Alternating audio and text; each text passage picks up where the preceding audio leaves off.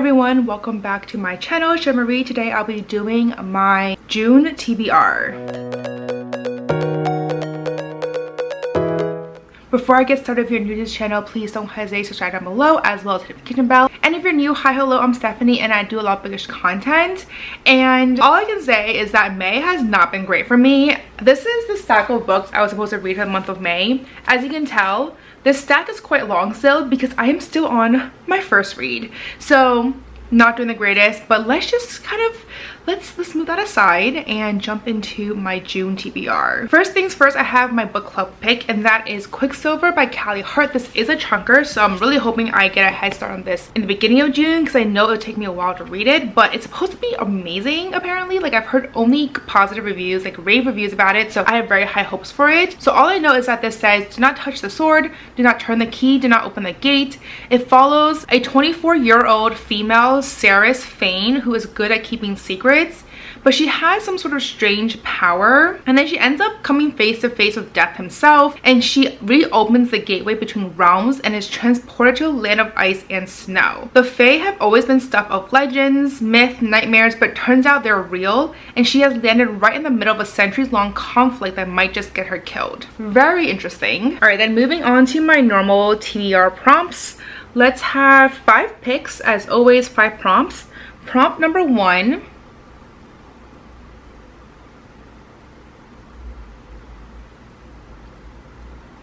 Book with a title that includes a plant or flower. Okay, I really have to think about this book. I feel like there's a lot, but also isn't. So we'll see. So for a book that includes a plant or flower, I'm gonna go with The Foxglove King by Hannah Whitten. I have had this on my TBR for a really long time now. I think this is also on my 25 books I want to read in 2025. I'll link that above and down below in case you want to check that out. I'm gonna read this month. We'll see how it goes. I mean, clearly last month was not great, but it's fine. It's fine. I just heard really good things about this book, so I cannot wait to read this. All right, moving on to prompt number 2.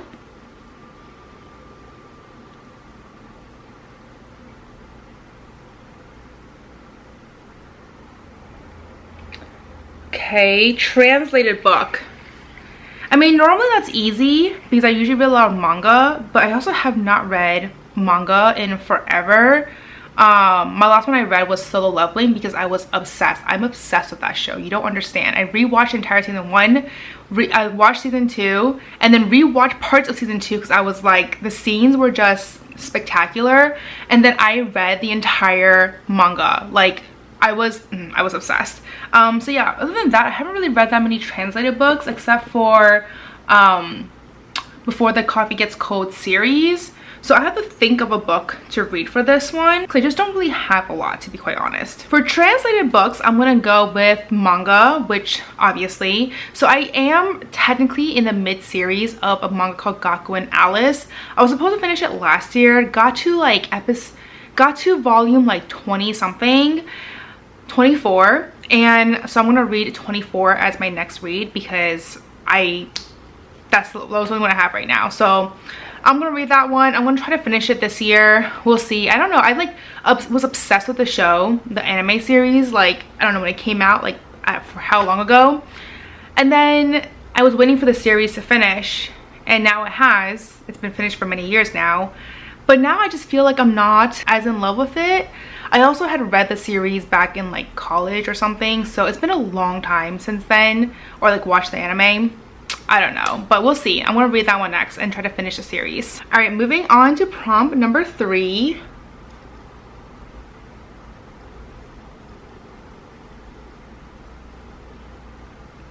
Book with a title that includes a time of day. Okay, so like dawn, night, midnight, etc.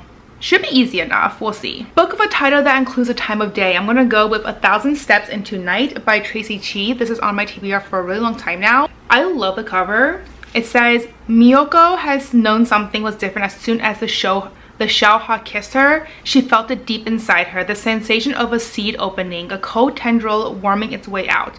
She'd allowed herself to believe that only her outward appearance had been affected, but she could ignore it no longer. The curse had not only changed her skin, she was afraid it was changing her heart. I'm really curious. It gives me like demon vibes, or like, yeah. Okay, it is demon vibes. Yeah, so there's definitely demons in here. Very curious about this one. Then we're on to prompt number 4.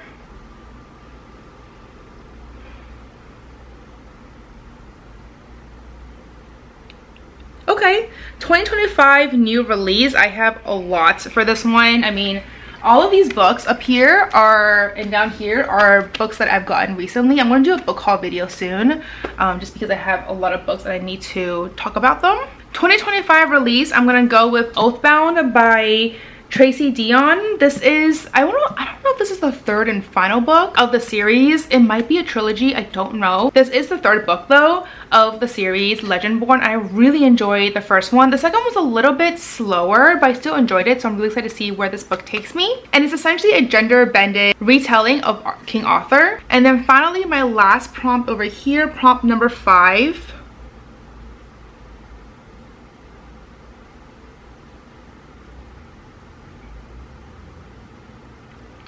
Book with a food related title or theme.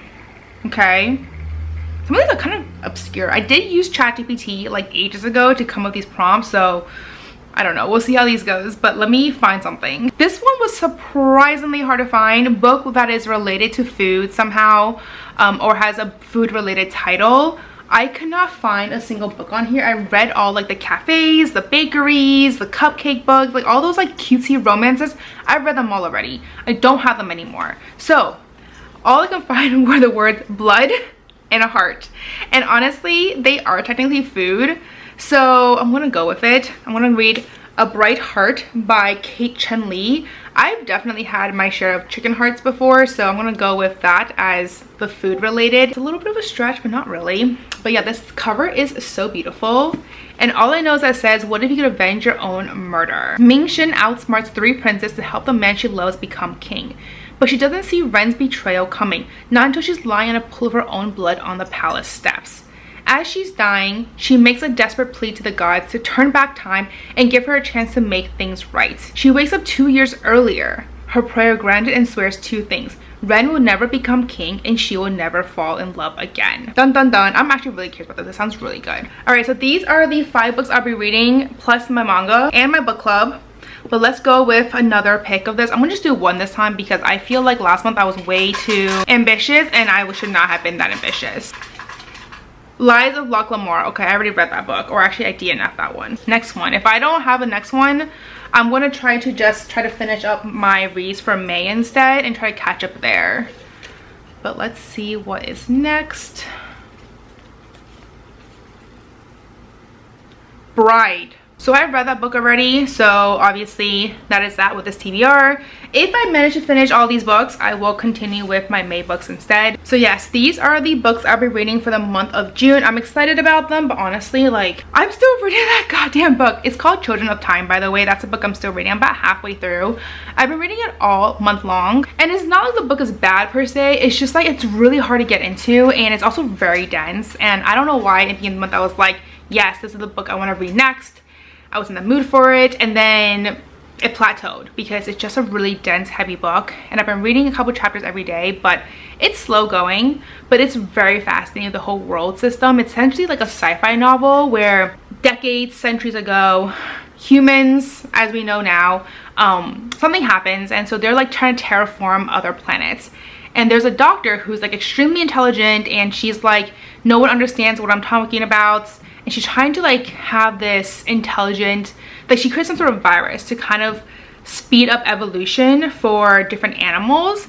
And she's essentially hoping that they become like the next like human beings. And she was kind of outcasted by other humans because they couldn't see other animals as being the same intelligent being as humans or superior. So she was trying to do her own thing, and then she ends up being in space and she's trying to terraform this planet by herself. She's like, you know what, fuck y'all, I'm gonna do this own thing. Now decades later, she's like in Cairo, like the code sleep, and she has a bunch of suddenly a bunch of humans showed up in the spaceship, and she's like, hell no, you guys cannot show up here. This is my planet. This is either my humans, my monkeys, she calls them monkeys, and you guys can't show up. Turns out what happened with her planet is that there are now these intelligent spiders, and they have taken over the planets. So the humans are trying to find their way into this terraformed Earth, because obviously this Earth was essentially built for them in a way, with like the right atmosphere and the air and all of that. But she was like having no to it. It's just really fascinating, and I'm really curious to see how these humans, if they ever get down to the planet, are going to interact with these really intelligent spiders who have essentially evolved to the point that they're no longer, they're essentially like tarantulas. That's how I picture them in my head, where, because I know that tarantulas, female spiders, eat the male after they mate, and that's kind of what's happening in this book as well.